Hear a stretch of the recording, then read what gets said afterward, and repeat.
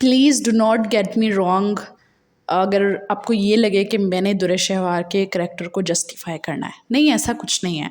जो गलत है वो गलत है। बट मुझे एक चीज़ की समझ नहीं आई कि उसकी अम्मा को इतना ज़्यादा गुस्सा किस चीज़ का है।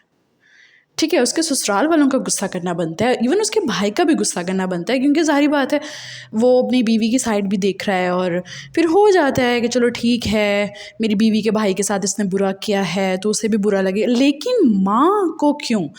शायद वो ये दिखाना चाह रहे हैं कि यहाँ पे बेटी को बिगाड़ने में माँ का हाथ नहीं है, because most of the cases में हमारी जनरल सोसाइटी में भी एक जनरल जिसे कहते हैं ना कि एक लोगों की आम थिंकिंग है, एक जनरल थिंकिंग है आम लोगों की, कि जनाब अगर बेटी का घर उजड़ा है या बेटी बिगड़ी हुई है तो इसका मतलब है कि उसकी माँ उसकी बैक पे है, वही उसको ऐसी तरबियत दे रही है।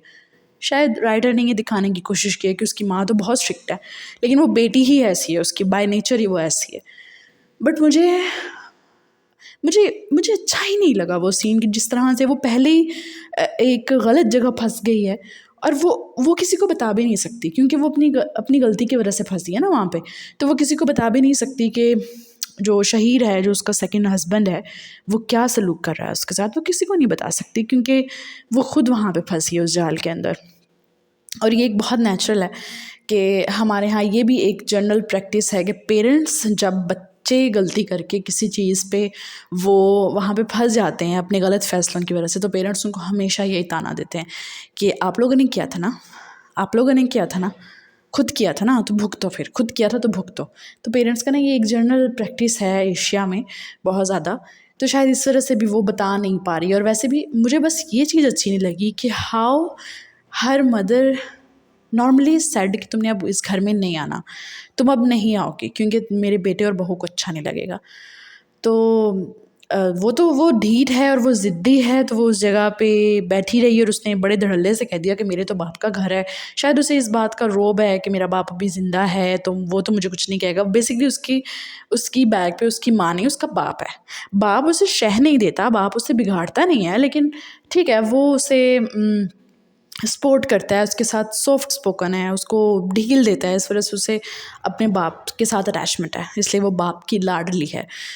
तो बस मुझे ये पॉइंट अच्छा नहीं लगा। बाकी तो सब कुछ उसके साथ सही हो रहा है, जो उसने वलीद के साथ किया, अपनी बेटी के साथ किया, बिल्कुल सही भुगत रही है। लेकिन मुझे ये चीज़ अच्छी नहीं लगी कि यही गलती अगर उस औरत का बेटा करके आता, ठीक है, तो वो अपने बेटे को एटलीस्ट घर आने से ना रोकती। बेशक वो सारी उम्र उसे ताने देती कि तुमने गलत लड़की से ब्याह कर लिया, या तुमने मेरी अच्छी बहू जो थी उसको छोड़ दिया है किसी और के लिए, बेशक वो सारी उम्र उसे ताने देती, लेकिन वो फिर भी अपने बेटे की सगी होती और वो फिर भी उसे कभी भी घर में रहने से ना रोकती। और इस बात पे कभी कभी कोई माँ अपने बेटे को घर से ना निकालती ये कह कर के हाँ तुमने तो हमारी बहू को धोखा दे दिया।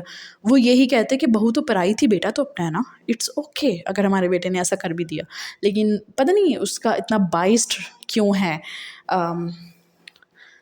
जब वो पहले कह रही थी कि मेरी आयमा से नहीं बनती, आयमा को नहीं बहू बनाना, उसने तब भी उसकी नहीं सुनी, उसने तब भी अपने बेटे की सुनी।